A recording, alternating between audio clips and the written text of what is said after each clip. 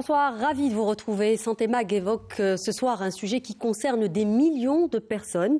On parle d'une personne sur 3 qui serait touchée par la maladie hémorroïdaire. Un problème a priori sans gravité, mais souvent douloureux et qui peut altérer la qualité de vie. Un sujet sur lequel la pudeur empêche parfois de poser les bonnes questions et de consulter, d'où les retards diagnostiques et des traitements parfois inadaptés. Quels sont les facteurs favorisant cette maladie?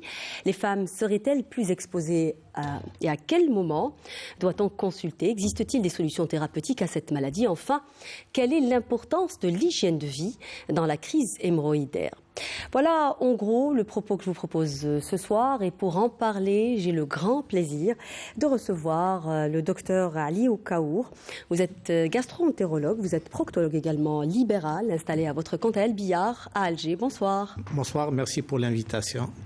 J'ai également le grand plaisir de recevoir ce soir le docteur Laïeda Karim. Vous êtes hépato-gastro-entérologue au CHU Mustapha Bacha. Bonsoir. Bonsoir, merci pour l'invitation. Merci à vous deux de venir sensibiliser autour de cette thématique qui, justement, comme je le disais à l'instant, parfois est un peu honteuse. Les gens ne consultent pas et pourtant, parfois, quelques symptômes peuvent cacher des maladies plus graves que les hémorroïdes. Alors, nous sommes devant un problème de santé qui touche beaucoup de monde à travers le monde. En Algérie, une personne sur 3 est touchée par ce problème de santé. Est-ce que nous sommes un pays à forte prédominance, docteur Oukaour, lorsqu'on parle d'hémorroïdaire, compte tenu de nos habitudes alimentaires, par exemple? Ça, en général, c'est une fausse image qu'on a. On a les mêmes chiffres que partout au monde. C'est les mêmes chiffres, c'est à peu près 30% de la population qui est touchée, à peu près c'est 15 à 20% des consultants dans des unités de gastro-entérologie. Donc on n'est pas un pays à forte prévalence de la maladie hémorroïdaire, plutôt parce que tout simplement c'est une maladie banale. Donc ce n'est pas obligatoirement une maladie qui pose un problème de santé publique pour alarmer les gens. Oui, mais on a les mêmes chiffres que partout. Oui, à condition qu'on ait le bon diagnostic, justement, quand on dit une maladie banale. C'est ça le problème, parce que tout ce qui est au niveau de la marge anale est étiqueté hémorroïde, alors qu'il y a de très nombreuses pathologies, et parfois c'est un arbre qui peut cacher une forêt d'une maladie grave. Absolument. Alors on parle d'une moyenne d'une consultation qui intervient au bout de 2 ans, en moyenne on va dire, de l'apparition des premiers symptômes. Est-ce que c'est parce qu'on a tendance à banaliser, comme disait à l'instant docteur Oukaour, ou parce que c'est une maladie honteuse? Les Algériens n'en parlent pas uniquement les Algériens, vous allez me dire. Merci pour la précision. D'abord, il faut préciser qu'on a tous des hémorroïdes. Oui. Les hémorroïdes sont des formations vasculaires particulières avec un tissu de soutien qui ont un rôle physiologique. C'est ce qu'on appelle la continence file. C'est ce qui permet de retenir les sels liquides et les gaz. On parle de maladie hémorroïdaire quand ça engendre des symptômes. Il ne faut pas faire cette confusion. Et au fait, le médecin ne voit que la partie apparente de l'iceberg. La partie plus large, c'est en officine que ça consulte pour réclamer des médicaments sans aucune consultation. En automédication. Et la grande majorité ne consulte même pas. Et donc, on ne voit qu'une partie infime. C'est ce qui explique le retard de la consultation et qui peut engendrer, même si les hémorroïdes, on va développer c'est quoi la maladie hémorroïdaire, mais ça peut cacher quelque chose de beaucoup plus grave. Et donc, nous encourageons les gens à aller consulter le plus vite possible pour poser un diagnostic précis et prendre en charge cette maladie de manière efficace. Est-ce que c'est une solution, parce que beaucoup de médicaments sont aujourd'hui en vente libre, disons-le, et c'est ça peut-être qui facilite l'accès à l'automédication. Est-ce que c'est une solution de se faire traiter sans être examiné? C'est une grave faute. Et malheureusement, parfois, le signe, c'est qu'il ne faut jamais traiter un anus sans l'avoir examiné. Ça, c'est une faute médicale. Déjà, que le médecin peut faire. Alors, en officine, c'est encore plus grave. C'est même pas le minimum de questions orientées. On donne des médicaments et ça peut cacher quelque chose de beaucoup plus grave qui va évoluer alors qu'on avait la solution initialement, notamment, disons-le directement, le cancer colorectal. Le cancer colorectal qui, rappelons-le, c'est le premier cancer chez l'homme en Algérie et le deuxième cancer chez la femme après le cancer Après du le sein. cancer du sein, oui. Alors, vous me tendez la perche, docteur Laïada. C'est important de consulter lorsqu'on a des douleurs ou lorsqu'on a des saignements, particulièrement, docteur Oukaour. Il faut consulter pour les deux. En général, ceux qui saignent ont moins mal parce que, comme a dit mon ami Karim, c'est des déformations vasculaires. Donc, quand ça saigne, il y a moins de tension, moins de pression, moins de douleur. Donc, les gens consultent souvent pour la douleur. Donc, il faudra consulter pour la douleur et il faudra ne pas rater la consultation quand on a un saignement. Quand on a un saignement, ça pourrait cacher quelque chose de très sérieux. C'est des hémorragies en général, c'est un saignement bas, mais il faut aller consulter. Mais la douleur, c'est elle qui impose la consultation au malade. Et le saignement, c'est ça qui alarme le médecin plus. Oui, justement, il faut dire que les hémorroïdes ne sont pas graves en soi. Généralement, on parle d'une maladie bénigne. Mais il faut être sûr, c'est pour ça qu'on en parle, que ces saignements ne cachent pas quelque chose derrière. Je vais vous inviter, messieurs, à regarder un reportage justement qui revient sur cette maladie, la maladie hémorroïdaire, à ne pas confondre justement avec les hémorroïdes. C'est signé Yanis Saïd Belkacem. Regardez. Les hémorroïdes, une pathologie très fréquente et touche un adulte sur 2 au cours de sa vie.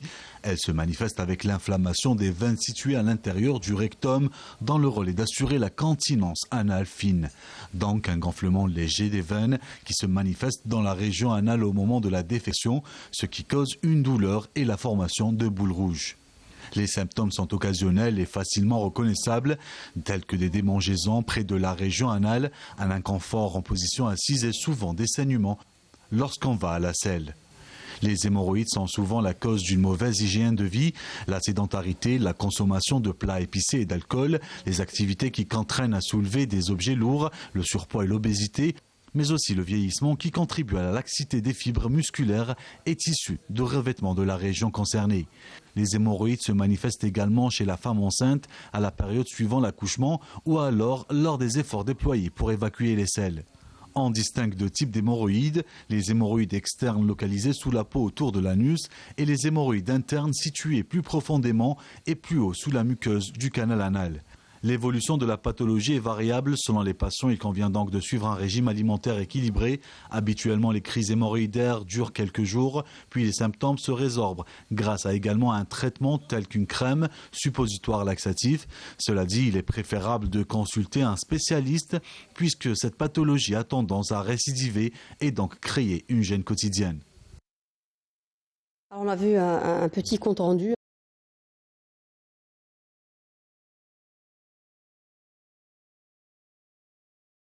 بسم الله الرحمن الرحيم إن الصلاة كانت على المؤمنين كتابا موقوتا صدق الله العظيم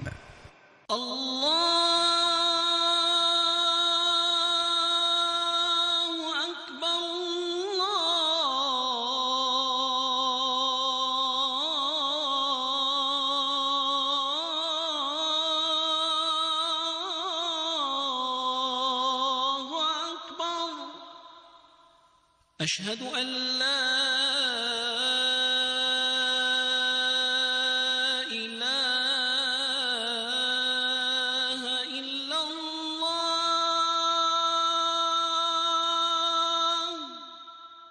أشهد أن لا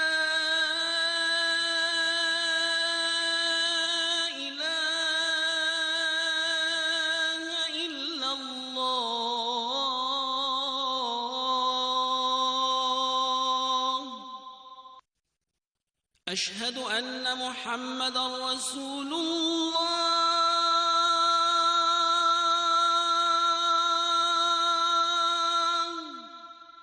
أشهد أن محمدًا رسول الله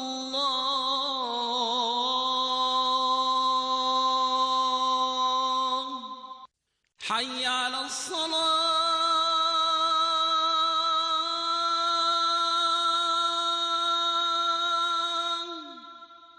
حي على الصلاة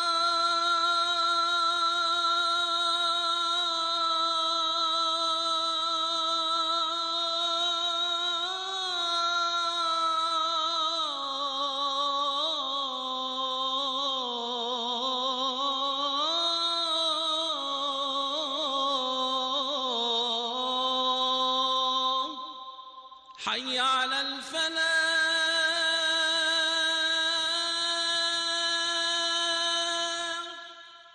حي على الفلاح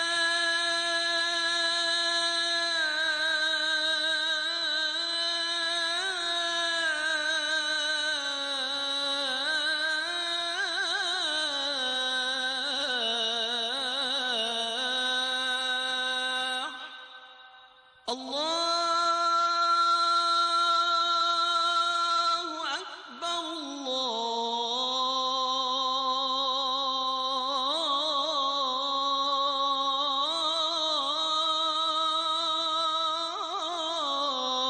الله أكبر لا إله إلا الله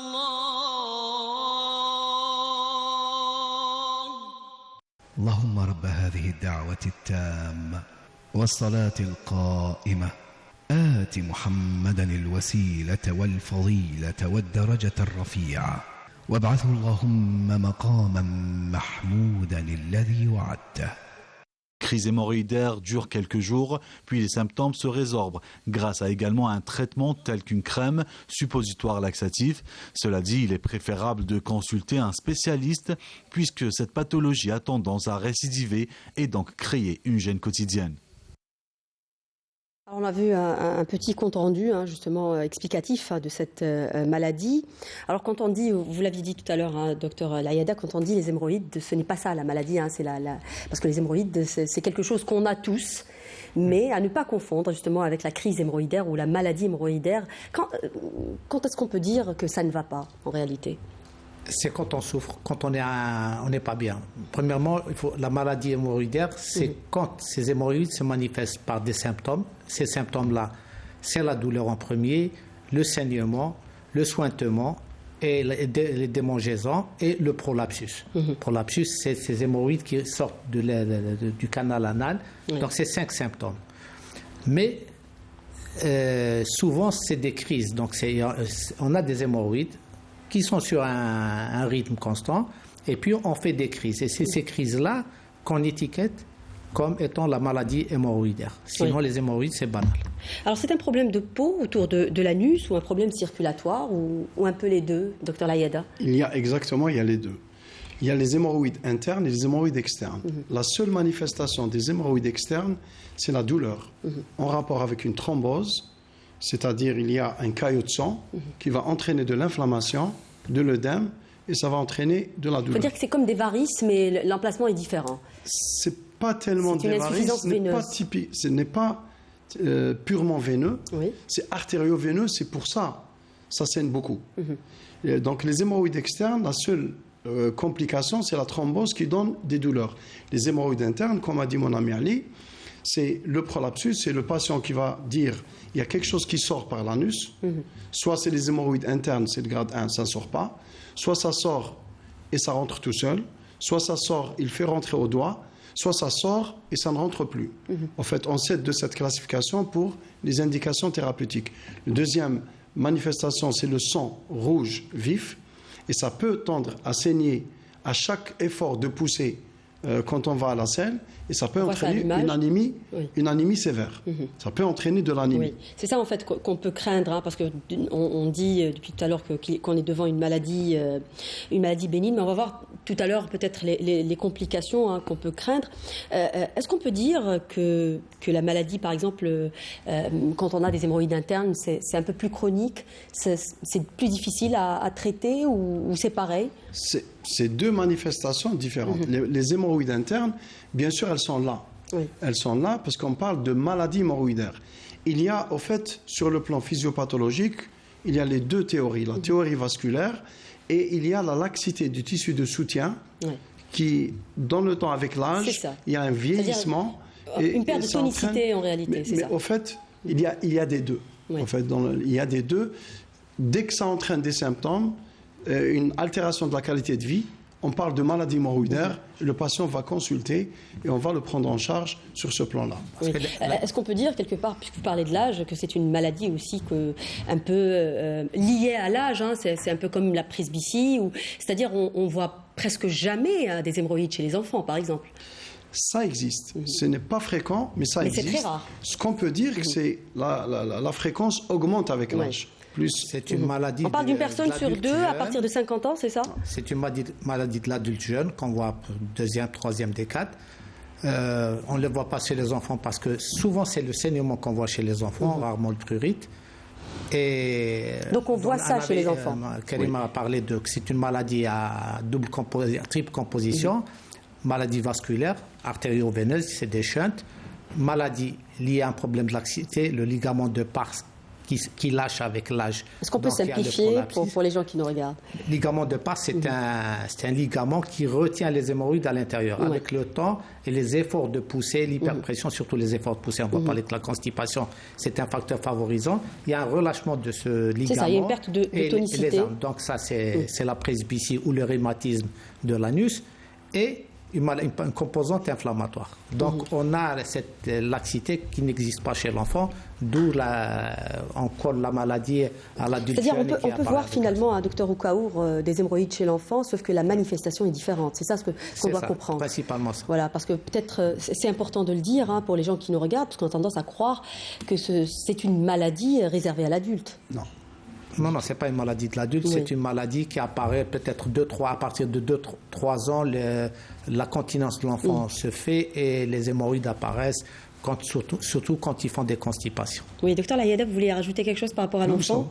Oui. Vous êtes satisfait de la réponse de docteur Oukaour, d'accord. Alors pour revenir un peu justement aux facteurs de risque, on a parlé déjà de l'âge, on a dit que c'est une maladie, vous venez de le dire, liée un peu à l'âge, qui va favoriser l'apparition de cette maladie. Est-ce qu'on peut parler des autres facteurs? Quels sont les autres facteurs de risque? Il y a le facteur génétique. Il n'y a pas de gène identifié, mais on a une prévalence augmentée chez les apparentés. Mais ça, on n'y peut rien. C'est un facteur non modifiable. Par contre, il y a les facteurs modifiables. Il y a le facteur alimentaire, qui est connu par le large public. Tout ce qui est épicé, l'alcool, etc. Mais l'expérience en matière de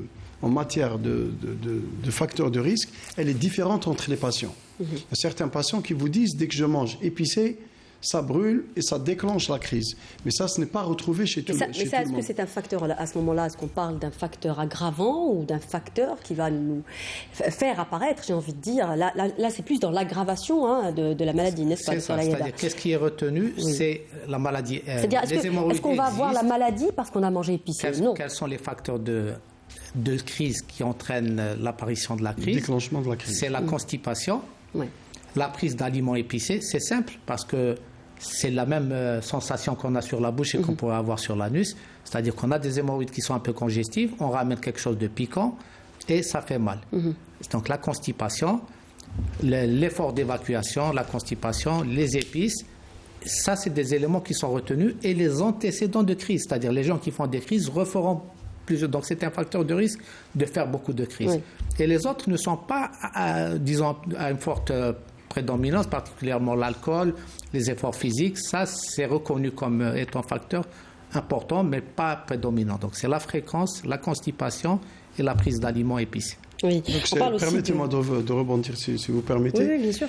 Le trouble du transit, c'est le facteur primordial. Ça peut être de la diarrhée, mais surtout la constipation. Il y a deux types de constipation. Il y a la constipation de transit, il y a la constipation terminale. La constipation de transit, c'est le patient qui va à la selle une fois tous les 3 jours ou plus, mais il fait son besoin d'un coup sans effort de pousser. À l'inverse, il y a la constipation terminale qu'on appelle dyschésie pelvirectale. C'est le patient qui peut aller à la salle tous les jours, mais qui est obligé de pousser, de séjourner longtemps dans les toilettes, de parfois céder du doigt, et il a l'impression de n'avoir pas tout évacué. Et ces efforts répétés de vomissement qui peuvent entraîner une laxité du tissu de soutien, du fameux tissu de soutien, et qui peut entraîner les manifestations des hémorroïdes. Donc sur le plan, si on se projette sur le plan thérapeutique, bien sûr, l'essentiel du traitement, c'est d'agir sur ce facteur essentiel qui est la constipation de type terminal. Oui, si vous permettez, alors on trouve aussi dans la littérature que rester longtemps sur le siège des toilettes est un facteur aussi prédisposant ou aggravant de la maladie. C'est-à-dire on dit aux personnes qu'il faut éviter, par exemple, il y a eu un moment donné où les gens restaient par exemple lire, ou aujourd'hui on a par exemple le téléphone portable. Ça aussi c'est à déconseiller. Ça paraît comique, mais ça existe. Mais moi j'aime bien ça. Quand on dit à une personne ne reste pas longtemps, mais ça ne veut rien dire en pratique. Moi, médecin, je discute avec mon patient. Oui. Ça, c'est pas un choix. Il reste longtemps parce qu'il y a un problème de dyschésie pelvirectale. Est-ce que c'est vrai que ça aggrave sa maladie? Est-ce que c'est vrai? Bien sûr que ça aggrave. D'accord. Mais c'est pour ça qu'il faut en discuter. Il faut trouver les solutions par les règles hygiéno-diététiques, par les médicaments. C'est ça. Parce que s'il séjourne longtemps, c'est qu'il y a déjà une anomalie. C'est clair, c'est pas Déjà, par choix. La position assise, la sédentarité, et il y a des métiers à risque. Le chauffeur, qu'on soit chauffeur de bus ou chauffeur pilote d'avion, ben c'est mieux à dire. Donc, toutes ces fonctions-là, il y a une exposition à cette maladie. Donc, rester assis sur le siège, particulièrement, c'est-à-dire on prend son livre, on fait ses mots croisés, on oublie d'évacuer, on garde une certaine pression sur la marge anale, donc on ne fait qu'aggraver le problème. Oui, alors on parle aussi alors on a parlé de troubles de transit, on a parlé de constipation, il y a aussi la diarrhée. Ouais. Est-ce que la diarrhée aussi est un problème aussi dans dans l'apparition ou l'aggravation des hémorroïdes, de la maladie hémorroïdaire? Moins que la constipation, mais beaucoup plus par irritation. Parce qu'on a des selles fréquentes et souvent dans les diarrhées, elles sont acides, donc elles provoquent une irritation de la marge anale et des hémorroïdes. Oui, les hormones, docteur Layada, est-ce qu'on incrimine les hormones? Parce qu'on voit beaucoup de femmes qui vont avoir des problèmes d'hémorroïdes, par exemple pendant la période des règles. Ça a été décrit pendant la période des règles et la femme enceinte. Oui. Puisque les problèmes proctologiques de la femme enceinte, la maladie hémorroïdaire, elle touche au moins une femme sur 3. Oui. C'est surtout le 3e trimestre de la grossesse et le postpartum, après l'accouchement. Et le facteur principal chez la femme enceinte, de très loin, c'est la constipation. Si la femme enceinte se laisse aller, aussi. Le poids n'est pas un problème aussi. Il y a l'accouchement, le traumatisme de l'accouchement par le forceps. Il y a la macrosomie, c'est-à-dire les gros bébés. Mais le facteur principal, évitable, qui permet de nous éviter tous les drames proctologiques, c'est la constipation. Parce que la femme enceinte, elle a tendance à considérer qu'être constipée au niveau du 3e trimestre, au moment c'est normal. Ce n'est pas normal. Il faut agir le plus vite possible, le plus rapidement possible, le plus efficacement possible pour justement éviter toutes les complications liées à la constipation, notamment les hémorroïdes. Et elle va faire volontiers des poussées hémorroïdaires assez graves, avec de l'œdème, avec de la thrombose, avec des douleurs atroces. Et ça va transformer l'accouchement qui était un événement heureux en un cauchemar. Parce qu'il y a des récepteurs aux œstrogènes au niveau des hémorroïdes, d'où la relation avec les hormones, le cycle. On parle aussi c'est-à-dire on dit que le poids gêne le retour du sang veineux. Est-ce que ça c'est pas fondé quand on parle de ça aussi parce qu'on parle généralement de l'apparition des problèmes d'hémorroïdes chez les femmes enceintes à partir du 2e voire le 3e trimestre. Alors le poids qui n'est pas impliqué dans cette maladie non plus. Il y a une pression sur la région pelvienne, mais ce n'est pas un gène au retour veineux. C'est-à-dire qu'il ne faut pas confondre avec les maladies des veines, avec des problèmes des varices. Il y a un petit lien, mais il n'y a pas de lien avec les varices des membres inférieurs. C'est pas exactement la même chose. Il faut savoir que les thromboses des hémorroïdes, c'est pas comme les thrombophlébite des vaisseaux. Ça risque pas de migrer, ça risque pas d'en donner une embolie pulmonaire. C'est ça l'avantage justement dans cette. Il ne faut pas confondre le retour veineux dans les deux cas. D'accord.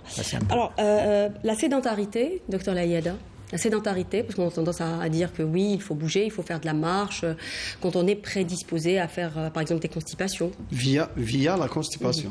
Via la constipation, parce que les hémorroïdes, c'est une complication de la constipation. Avec la fissure anale, c'est une complication.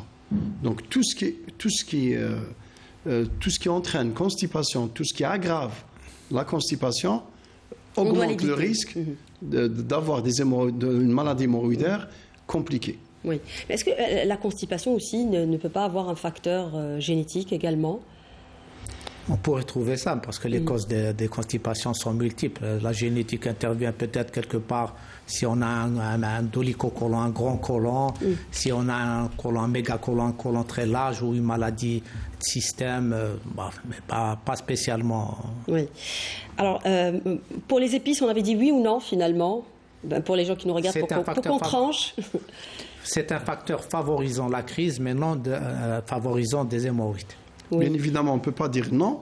L'expérience de ceux qui nous écoutent fait que certains d'entre eux, à chaque fois ils mangent épicé, boum, ça déclenche. C'est quand même des 3 c'est un facteur déclenchant. Oui. Les Italiens ont fait une étude où ils ont trouvé que ça a un effet bénéfique. D'accord. Paradoxal. Mais c'est très hétérogène entre l'expérience des gens. D'accord. Alors, si on revient un peu sur les symptômes aussi, pour reconnaître cette maladie, elle est facile à repérer, la maladie, ce n'est pas compliqué. Elle est très facile à repérer. Il suffit d'écouter. Quand on parle de retard diagnostique, ce n'est pas dû finalement aux symptômes, parce qu'ils sont... Voilà. C'est dû à deux choses. C'est du retard de consultation du patient par pudeur ou entre guillemets, qui ne veut strictement rien dire dans ce contexte-là, et par le médecin qui n'examine pas. C'est une faute médicale de ne pas examiner avant de passer au traitement. Mis à part ça, c'est l'examen de la marge anale. On fait tout juste une anoscopie et on a le diagnostic. Bien évidemment, dans certains cas, il faut compléter l'exploration du côlon lorsqu'il s'agit d'un saignement. Comme ça, on est tranquille. On y revient. Alors, pour les symptômes, on voit ça à l'image. Pour les symptômes, docteur Oukaour. Les symptômes, c'est 5 symptômes qui sont connus. C'est le prolapsus, c'est les hémorroïdes qui sortent, la douleur, le saignement, le suintement et les démangeaisons. C'est 5 symptômes. Cliniquement, on peut déduire que c'est une maladie hémorroïdaire, mais on a 30% de risque de se tromper. Donc c'est très très important. Donc les consultations par-dessus le pantalon sont à proscrire, c'est des erreurs médicales. Et l'anxiété pour se faire examiner, cette peur, cette fausse pudeur de se faire examiner, c'est à nous de modifier un peu notre façon d'aborder le malade et de l'examiner. Maintenant, souvent, on examine le malade, moi particulièrement, je l'examine de côté. Donc, ça évite d'avoir la position qui est génipectorale, qui est un peu gênante, un peu dégradante, entre guillemets. Donc, souvent, on les examine en position latérale, c'est moins gênant. Oui. Alors, il faut dire qu'une crise hémorroïdaire, généralement, dure quelques jours. Les symptômes peuvent se résorber. Est-ce que l'examen clinique... À quel moment on va demander d'autres examens? C'est-à-dire, on a dit que l'examen clinique peut être suffisant. Bien, dans 30%, vous venez de le dire, dans 30% des cas, on peut se tromper. À quel moment on va demander des explorations supplémentaires? Les explorations sont demandées en fonction du contexte. Si le patient consulte pour une douleur et on fait l'examen, on a l'explication de la douleur. On passe au traitement, ça s'arrête là. Par contre, s'il y a un saignement... Parce qu'il faut dire qu'on peut avoir un problème hémorroïdaire sans saignement. Oui. S'il y a du saignement, même si on a des hémorroïdes, les hémorroïdes étant une pathologie très fréquente, la maladie hémorroïdaire, donc il faut l'occulter. On prend en charge le patient pour la crise, mais on doit programmer secondairement une coloscopie. Une coloscopie normale n'est jamais de trop. Quand on fait une coloscopie, il n'y a rien, ça rassure le patient, ça nous rassure. Et sur 5 ans à 10 ans. Ça nous rassure. Il faut savoir qu'il y a un examen de base. L'examen de base en proctologie, c'est simple. Tout malade qui consulte, pour faire un bon examen, c'est un examen patient déshabillé, examen de la marge anale, toucher anorectal, c'est-à-dire que ce geste doit être fait. L'anuscopie, quand on peut la faire quand il n'y a pas trop de douleur, c'est un petit appareil qu'on introduit pour voir les hémorroïdes internes. Et pour compléter ça, théoriquement, on fait une rectoscopie. Ça, c'est le minimum d'examen pour faire un examen correct en proctologie. Un examen juste avec les yeux est insuffisant. Un toucher rectal seul, on peut l'accepter. L'anuscopie, s'il n'y a pas trop de douleur. Donc, il y a un examen de base. C'est ça l'examen de base. Et la coloscopie et les autres examens viendront après en fonction du contexte Et si c'est une personne à risque, si c'est une personne qui a plus de 40 ans ou 45 ans, ça, systématiquement, on doit faire une coloscopie. Oui. Alors, vous avez parlé de douleur, hein, docteur Oukaour. Quand on prescrit, justement, parce que ça, c'est un examen que beaucoup de gens craignent, justement, la coloscopie, est-ce que ça aussi, ça ne peut pas aggraver la douleur hein, quand on est en pleine crise? Est-ce que c'est douloureux? Ça se passe sous anesthésie? Ça se passe comment? Non, mais on ne fait pas la coloscopie pendant la crise. D'accord. Entendons-nous bien, la coloscopie est obligatoire devant un saignement, oui. pour explorer un saignement. Oui. Mais devant une douleur, on n'a pas besoin de coloscopie pour explorer une douleur. Mais en tout cas, l'exploration endoscopique, par rectoscopie ou autre, on la décale après la crise. Oui. Après que la crise se résorbe, bien sûr. Qu'est-ce qui pousse généralement les gens à consulter Dr Oukaour? Est-ce que c'est la douleur? Parce qu'il faut dire aussi que la douleur peut être très insupportable, c'est-à-dire il y a un inconfort dans cette maladie, ou alors c'est le saignement généralement. Qu'est-ce qui pousse les gens à venir? 90% consultent pour la douleur. C'est la douleur qui ramène les gens. Oui. Le saignement, il passe inaperçu, ça gêne, ça salit les habits, c'est tout.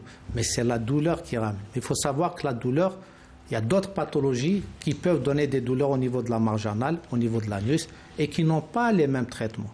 Parce que particulièrement, il y a l'abcès qui donne une douleur très très importante, et que souvent les gens traitent avec des anti-inflammatoires, qui est une grosse erreur médicale, qui traitent par antibiotiques, seconde erreur médicale. Et il y a la fissure qui évolue presque dans le même contexte que la maladie hémorroïdaire. C'est des douleurs qui surviennent pendant et après la selle. D'où l'importance d'ailleurs de l'examen clinique, hein, que vous étiez en train d'en parler, justement, c'est pour faire la différence. Le saignement, ça peut être un saignement bas, celui des hémorroïdes, mais ça peut être une pathologie derrière qui peut aller du cancer aux colites inflammatoires, aux maladies inflammatoires du côlon. Donc il faut savoir que tout ça, même un cancer du sang, peut se manifester par un saignement bas. Donc il ne faut jamais banaliser un saignement. Jamais banaliser. Oui. Et pour les hémorroïdes, est-ce qu'un saignement est un signe de gravité? Il n'y a pas de gravité, ce n'est pas une maladie grave, c'est une maladie banale, c'est une maladie qui n'évolue pas vers le cancer, comme m'a dit mon ami Karim. Il ne faut peut-être pas le dire comme ça, docteur Oukaour, vous allez encourager les gens à ne pas consulter. Non, il faut consulter. Pas le dire comme ça. Parce que les hémorroïdes, c'est rien, ce qui est grave, c'est ce qu'il y a derrière. Il ne faut pas banaliser, justement, c'est ça le piège. Ce qui pourrait être derrière. Ouais. Non, c'est ce qui pourrait être derrière, pour leur dire, parce que souvent on nous pose la question, est-ce que les hémorroïdes deviennent des cancers? Non, ils ne deviennent pas des cancers. Oui. Ça, c'est bien de le rappeler. Mais un saignement peut cacher un cancer, pas devenir un cancer, peut cacher un cancer. C'est-à-dire qu'il faut consulter pour savoir et être sûr qu'il s'agit bien d'une crise hémorroïdaire. Pour rassurer les citoyens, même si dans la plupart des cas, c'est les hémorroïdes qui sont à l'origine du saignement. Mais encore une fois, une coloscopie normale n'est pas de trop. Et nous encourageons les patients à consulter tôt parce que justement, même si on retrouve un cancer à son stade de début, ça sera traité soit par voie endoscopique, soit par la chirurgie seule, sans chimiothérapie, avec des chances de guérison qui avoisinent les 100%. C'est extraordinaire et c'est magnifique. On va arriver à guérir le cancer. Si on laisse les choses traîner en longueur, ça sera beaucoup plus compliqué à prendre en charge. Deuxième, il a rebondi sur la douleur. On ne peut pas dire que la douleur est liée à des hémorroïdes, parce que les traitements, si c'est un abcès de la marge anale, ils sont contradictoires. Un abcès qu'on traite par les anti-inflammatoires, c'est un drame, c'est dramatique. Donc on ne peut pas traiter sans analyser, sans examiner. C'est ça. Je vais effacer mon mauvais message là. Le cancer du côlon, c'est le premier cancer chez l'homme et le deuxième chez la femme. Donc pensez-y. Oui, il faut consulter. À partir de quel âge? Bon, juste pour le rappeler, ce n'est pas notre thème ce soir, mais il faut le rappeler. En Algérie, 45 ans. Oui. Alors, avoir une première crise d'hémorroïdes, docteur Oukaour, est-ce que cela implique qu'on va avoir d'autres crises, forcément? Pas obligatoirement, parce que c'est une question de... Ça peut être lié à une constipation. Si on règle le problème de la constipation, on a tout réglé. On risque de faire une autre, parce que c'est les mêmes causes provoquent les mêmes conséquences. Mais quand on fait beaucoup de crises, c'est sûr qu'on en fera d'autres. Oui. Après, on essaiera quand même peut-être de donner les messages pour éviter la chronicité, justement. Oui. Chez la femme enceinte, quelle est la fréquence des... La fréquence, on a déjà dit, le 3e trimestre de la grossesse et après l'accouchement, c'est très fréquent. C'est au moins le tiers des parturientes. La particularité, c'est que les manifestations, ça fait beaucoup de thrombose. Et la thrombose entraîne de l'inflammation qui entraîne de la douleur. Et la gestion de la douleur, la particularité, c'est que c'est des douleurs atroces qui altèrent considérablement la qualité de vie. Et parfois, on est limité dans les médicaments, parce qu'il y a des médicaments qui sont contre-indiqués, comme qui les sont efficaces. Vous disiez les tout à l'heure. anti-inflammatoires, certes, qui sont efficaces, non stéroïdiens, puisque les corticoïdes, on peut les utiliser, mais qui sont contre-indiqués chez la femme enceinte à partir de la 24e semaine d'aménorrhée. Alors, encore c'est un peu une fois, compliqué même après l'accouchement, hein, docteur Layada, parce que pour les femmes, par exemple, qui allaitent, c'est très compliqué aussi. c'est très compliqué. Pour éviter cela, il ne faut pas banaliser la constipation. Il faut la traiter efficacement. On va en parler dans le volet thérapeutique. Oui, absolument. Alors, il faut dire aussi que beaucoup de crises hémorroïdaires, alors vous avez parlé de la grossesse, mais la grosse partie, peut-être, ça apparaît après, et c'est dû généralement au fait de pousser pendant l'accouchement, c'est ça, docteur Oukaour? Il y a l'hyperpression. Ou alors on les a déjà et elles ne se déclarent qu'après l'accouchement? Non, on les a déjà. Souvent, on les a déjà. La grossesse, par le volume de l'utérus et le poids de l'enfant, qui sont assis sur le périnée, par les efforts, par l'imprégnation hormonale, il y a un relâchement de tous les tissus, particulièrement des muscles lisses, donc les constipations sont accentuées, et les efforts de poussée pour la défécation qui sont un peu altérés. Parce qu'il n'y a pas une bonne musculature, les muscles sont tendus, donc on pousse mal. Parce que la défécation est liée à la qualité de la paroi abdominale. Mais est-ce qu'on ne voit pas, par exemple, moins d'hémorroïdes, par exemple, chez les femmes qui accouchent par césaриenne? Non, puisque c'est pareil, 20% finalement. au cours du 3e trimestre de la grossesse. Donc, ce chiffre ne changera pas, quel que soit. Ce qu'il y a, celles qui accouchent font moins de crises que celles qui accouchent par voie basse par rapport à celles qui accouchent par césarienne. Oui. Alors, mais c'est pas une indication pour accoucher par césarienne. Non, c'est pas une indication, c'est juste ça serait un facteur question. protecteur, mais c'est pas. Voilà, non, j'ai envie de dire, c'est pour comprendre un peu l'origine de cette fréquence. Alors pour les complications, est-ce qu'il y a des complications aux hémorroïdes? Qu'est-ce qu'on craint finalement quand on consulte pas ou quand on soigne pas, quand on traite pas?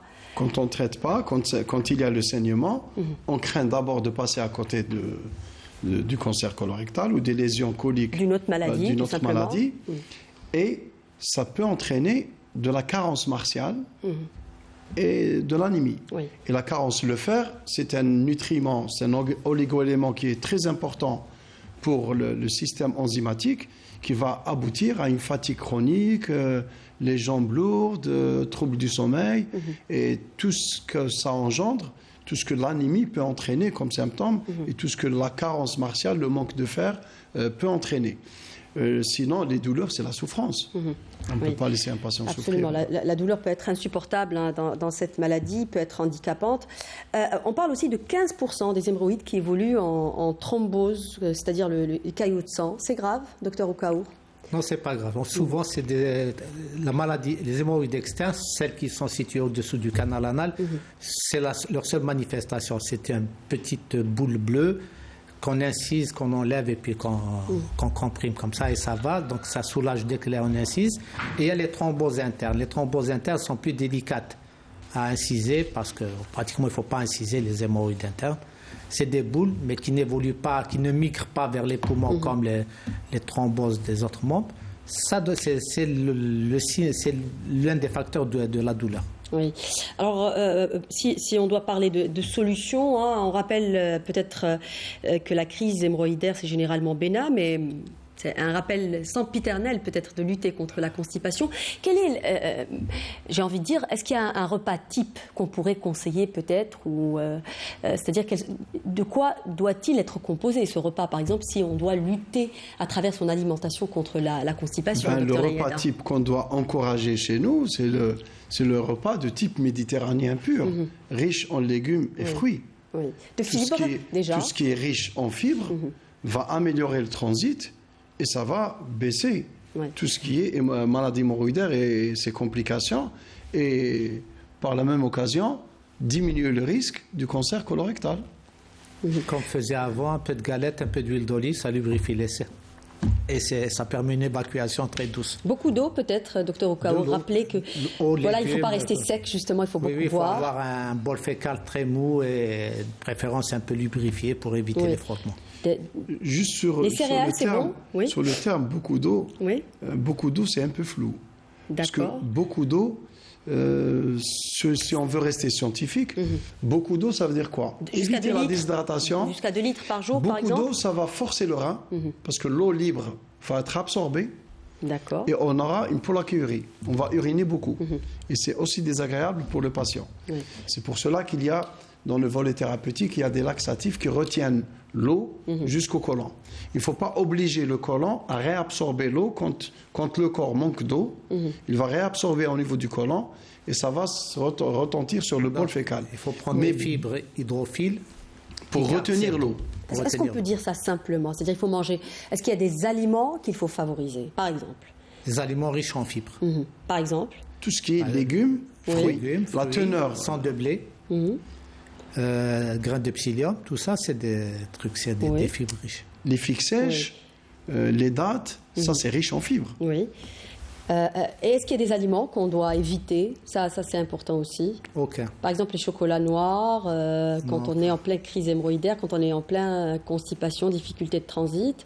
Ça, On je peut pense. manger toujours du chocolat? Il n'y a pas d'aliments interdits. Oui. Même les épices sont autorisées. Les épices, c'est en fonction de l'expérience De la De chacun. l'expérience de chacun. De chacun, oui. Si, parce que il y a, Ça ne peut pas être applicable aussi pour le chocolat, par exemple, ou le café ou... Non, Il n'y a pas de contre-indication, donc... On Oui. incrimine chez certaines personnes, mais ce n'est pas une règle absolue. Donc on ne peut on ne peut pas donner penser- de règles absolues et dire à tout le monde de ne manger pas La épicé, etc. constipation est commune. Donc Oui. les conseils diététiques pour réguler le transit, ça c'est valable pour tout le monde. Mais le reste, c'est C'est en fonction cas de par cas. l'expérience individuelle. Oui. Il faut dire, ça c'est intéressant hein, parce que beaucoup de gens sont privés de beaucoup d'aliments hein, quand ils ont des problèmes de transit ou des problèmes d'hémorroïdes. Alors il faut rappeler aussi peut-être, pour faire un peu de pédagogie, hein, que pour les gens qui nous regardent, qu'il est important d'être patient aussi dans cette maladie. Par exemple, quand on essaye de lutter contre la constipation, il faut être patient parce que ça prend du temps généralement, l'amélioration du transit, c'est ça, docteur Laïada. Ça va prendre combien de temps? L'amélioration du transit, en fait, il y a des règles hygiéno-diététiques, Oui. il y a des médicaments. Parce que l'observance est très importante aussi. Bien sûr, on en mais c'est parlera une plus discussion. tard peut-être dans les Mais traitements. la difficulté sur le plan thérapeutique, si on veut enchaîner là-dessus, augmenter la teneur en fruits et légumes, Oui. et puis on donne des médicaments. Le problème, c'est un manque de communication entre le médecin et le patient. Parce que quand on donne un laxatif sur une ordonnance, au fait, il faut prévoir les scénarios. Ça peut dépasser le but et donner de la diarrhée. Oui. La diarrhée, ce n'est pas bon non plus. Il faut le dire au patient. S'il y a une diarrhée qui survient, il faut ajuster la dose. Ça peut ne pas du tout marcher. Oui. Il faut prévoir ce scénario et augmenter les doses. Et ça peut marcher. Et quand ça marche, on doit maintenir le traitement suffisamment longtemps. Le patient change ses habitudes de vie pour réduire la consommation en médicaments. Et en fait, c'est lui qui va ajuster le traitement sur le Oui. long cours. Oui. On arrive un peu au traitement pharmacologique. Hein. Alors, on a parlé déjà de la prévention, hein, c'est-à-dire ça passe avant tout, comme on vient de le dire, par la lutte contre la constipation. Alors, on va commencer par quoi, docteur Oukaour? Par un laxatif? On commencera toujours par. C'est une redite. Il faut toujours. Quand on règle le transit, c'est 50% des symptômes et des poussées qui sont améliorées. Donc ça, il faut garder. Dans la littérature, on parle carrément, hein, dans l'usage des laxatifs, on parle carrément de réduction de 50% des saignements, c'est vrai? Ben oui, si on arrive à réguler le transit, pour compléter, les laxatifs, il y a plusieurs familles. Oui. Il y a les mucilages, et il y a les laxatifs osmotiques qui vont retenir, ça existe en sirop, ça existe en sachet, ça permet de retenir l'eau jusqu'au côlon. Parce que si on boit beaucoup, ça va être absorbé par l'intestin grêle et on va uriner beaucoup. En fait, le rôle de ces laxatifs, c'est de retenir l'eau jusqu'au côlon, ce qui va améliorer le fonctionnement du côlon et ramollir le bol fécal. Oui. On va donner ça sur combien de temps quand Voilà. on donne des laxatifs? La grosse question est l'erreur en pratique courante, c'est ça. Suffisamment longtemps qu'il y a la constipation. S'il s'agit d'une constipation fonctionnelle, Oui. bien sûr, il faut chercher la cause de la constipation. Mais si c'est une constipation fonctionnelle, c'est pour la vie. Oui. Et la question, est-ce que c'est des médicaments? Est-ce que ces médicaments-là sont bien tolérés? Est-ce qu'ils n'ont pas d'effets secondaires sur le long terme? Bien sûr, on va choisir des molécules qui sont très bien tolérées. Ils ont un profil d'innocuité qui est vérifié et on va les maintenir suffisamment longtemps. Même si on traite chirurgicalement la maladie hémorroïdaire, le fait d'avoir une constipation, ça risque de favoriser la récidive. Absolument. Et donc, le trouble du transit, il faut le gérer sur le long terme. Oui. D'autres traitements qui vont venir, les topiques, hein, c'est ça, docteur Oukaour, on va prescrire les des... topiques, ils ont surtout une action de lubrification au niveau du canal anal. Oui. Donc ce n'est que les vénotoniques aussi, c'est des médicaments. On prescrit toujours des vénotoniques? Oui, c'est génériqué. J'ai envie de dire, c'est génériqué actuellement. Est-ce que vous les prescrivez toujours? Un peu, parce que c'est décrit comme étant très efficaces lors des crises sur une courte période, mais enfin leur efficacité n'est pas prouvée. Oui. Alors l'observance, elle est très importante. Hein. J'insiste là-dessus parce qu'il y a beaucoup de gens qui commencent un traitement et ils finissent par abandonner. C'est très important dans cette maladie. Non, mais l'observance n'est pas aussi importante par rapport à l'observance à un antibiotique. Oui. Quand on donne un antibiotique pendant une durée, le patient doit être observant. Oui. Quand on traite de l'hypertension, un diabète, il doit être là, on traite un symptôme. Donc, c'est le fait de ne pas être observant au traitement, mis à part réguler le transit, les vénotoniques, ça traite la crise. Ça ne prévient pas sur le long terme. Les vénotoniques ont une efficacité sur la douleur, sur le saignement, notamment sur la crise hémorroïdaire, mais c'est une courte période. Généralement, on donne une semaine, un traitement d'une semaine, maximum 10 jours. Et on arrête. Oui. Alors là aussi, la chirurgie, aujourd'hui, il y a beaucoup de choses qui sont proposées, notamment ce qu'on appelle les instruments, c'est ça, mini-invasifs, c'est ça? Oui, il y a le traitement, il y a un volet médical, on vient de l'évoquer, Oui, il y a absolument. un volet instrumental, c'est des techniques qu'on pratique, c'est-à-dire qui sont... On les pratique chez nous aujourd'hui, parce oui, que on les pratique il y a toute une palette aujourd'hui de traitements proposés. Celles qui sont reconnues, parce qu'il y a toujours des techniques innovantes, mais celles qui sont reconnues, c'est la ligature élastique. Oui. C'est une sorte de pincement qui se fait au-dessus des hémorroïdes. Ça, c'est pour les hémorroïdes internes. Hein. Il faut dire qu'il n'y a pas beaucoup de choses pour les hémorroïdes externes. C'est ça qui est Les hémorroïdes externes se manifestent uniquement par des thromboses ou des petits saignements. Là, c'est une petite incision, on évacue et le problème est réglé. Pour les hémorroïdes internes, il y a la ligature hémorroïdaire. C'est une sorte de pince. On provoque une fibrose au-dessus de l'hémorroïde pour les retenir. On remplace le tissu de soutien en réalité. Il y a la photocoagulation infrarouge. C'est le même principe. On fait des impacts avec une sorte de pistolet. Ça se fait sous anesthésie? Ça se fait comment ce genre Non, sans anesthésie parce qu'on agit Même pas une anesthésie locale? Même pas. On agit sur le tissu au-dessus de l'hémorroïde, pas sur l'hémorroïde elle-même. Quand on touche à l'hémorroïde, on fait une ligature sur les hémorroïdes, on provoque une douleur atroce. Parce que c'est un tissu sensible. Petite parenthèse, les hémorroïdes, ce n'est pas quelque chose qui ne sert à rien. Ça intervient dans la continence. Absolument. Et ça intervient dans la sensibilité. La question se pose dans le cas de la chirurgie. Il faut savoir que comment peut-on savoir que c'est un gaz ou c'est du liquide ou c'est des sels durs? C'est grâce à ces hémorroïdes qui sont des capteurs. Donc quand on perd cette sensibilité, on peut faire de l'incontinence. Il faut savoir que ces hémorroïdes, en étant un peu en relief, quand l'anus se ferme, il se ferme en s'emboîtant. Alors que s'il se fermait comme ça, comme un cercle qui se ferme, il resterait toujours le centre où pourrait passer des gaz facilement. Donc les hémorroïdes ont un rôle. C'est pour ça qu'il faudra les préserver. Absolument. Donc je reviens aux instruments. Il y a ça, il y a la photocoagulation, les injections sclérosantes qui sont pratiquement abandonnées parce qu'il y a des petits risques. Et il y a les traitements chirurgicaux. Il y a les deux grands traitements, c'est l'hémorroïdectomie. Là, on enlève les paquets hémorroïdaires. Il y a l'hémorroïdopexie. C'est une technique pour arranger. Là, on va venir tout enlever quand on parle de chirurgie. C'est ça, on va, à l'inverse des ligaments ou du traitement avec infrarouge, où on va venir rétracter uniquement peut-être les hémorroïdes. Là, on va venir enlever tout le tissu, c'est ça. On enlève, la technique chirurgicale, j'aurais bien aimé que notre ami soit là. Oui. C'est une chirurgie, on fait une sorte de trèfle. On enlève des paquets en laissant des ponts muqueux pour éviter la rétraction et la fermeture de l'anus. Donc, on enlève les paquets hémorroïdaires. Il y a 3 principaux paquets. On les enlève et puis il y a une cicatrisation qui se fait dessus. Mais il faut savoir que le système vasculaire reste.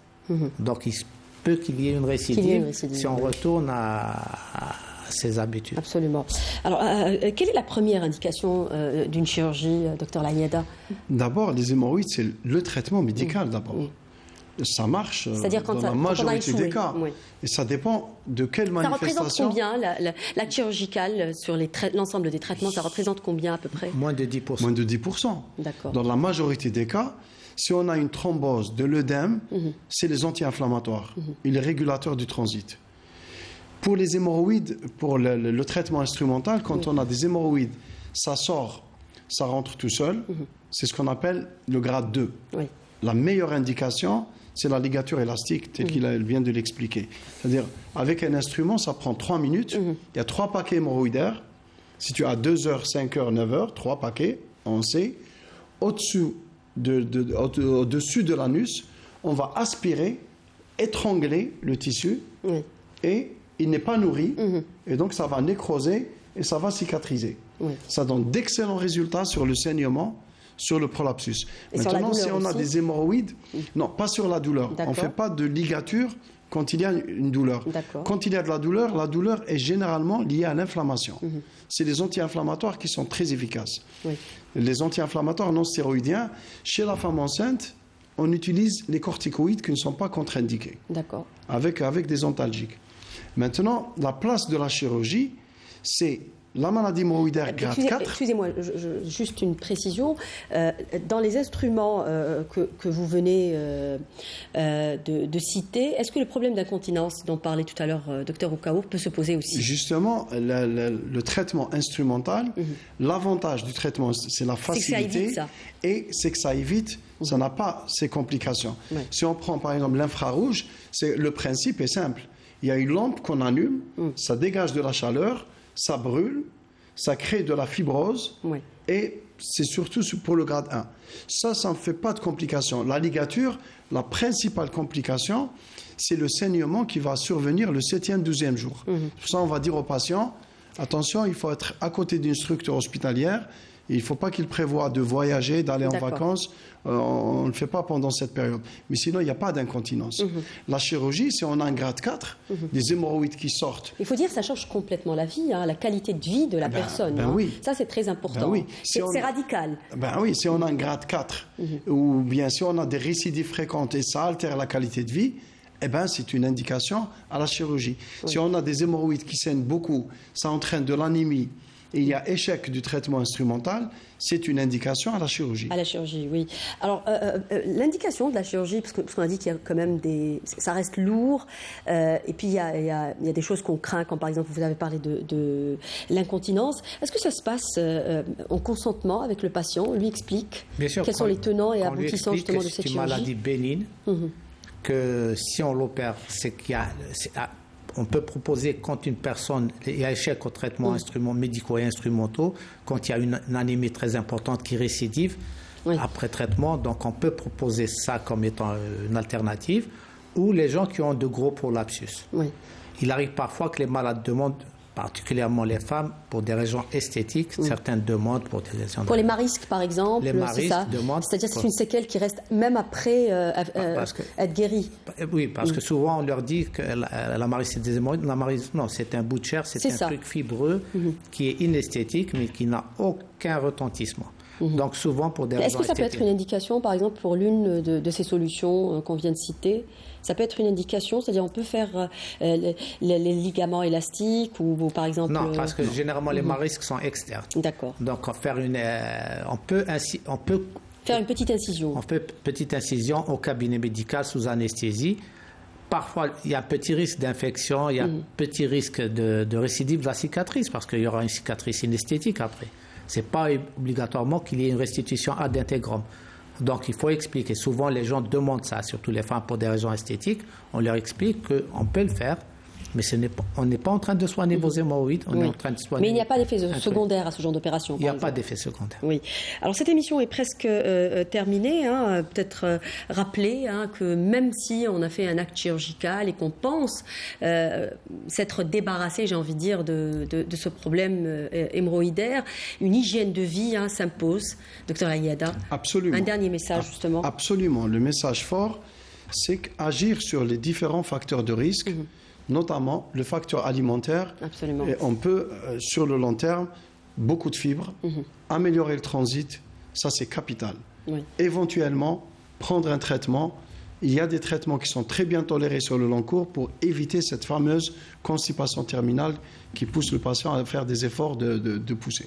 Oui. Merci beaucoup, messieurs, pour ce message. On retiendra justement qu'une bonne hygiène de vie s'impose dans ce problème hémorroïdaire qui peut être parfois qui peut provoquer un inconfort et des douleurs. Merci, docteur Okao. Merci, docteur Layada, d'avoir participé à cette émission. Merci à vous de nous avoir prêté attention. Cette émission est à présent terminée. N'oubliez pas de nous rejoindre sur les réseaux sociaux. J'aurai le grand plaisir de vous recevoir vendredi prochain, de vous retrouver vendredi prochain. On a un intrus dans cette émission depuis tout à l'heure. Excellente suite des programmes sur Canal Algérie. À très bientôt. Au revoir.